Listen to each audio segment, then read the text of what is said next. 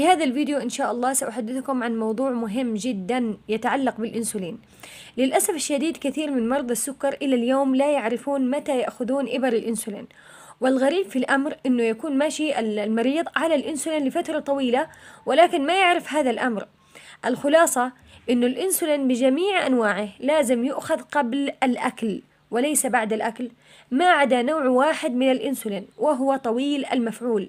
هذا النوع الوحيد فقط الذي يؤخذ في ساعة محددة مساء أو مساء وصباحا على حسب النوع، دون التلاعب بالتوقيت بغض النظر أكلتم أم لم تأكلوا. هذا النوع طويل المفعول ما له علاقة بالأكل. الإنسولين قصير المفعول أو الصافي يؤخذ قبل الأكل بربع ساعة تقريبا. الإنسولين الخليط أو العكر يؤخذ قبل الأكل بنصف ساعة تقريبا. كثيرا من المرضى يتعاملون مع الإنسولين كأنه يتعامل مع مضاد حيوي،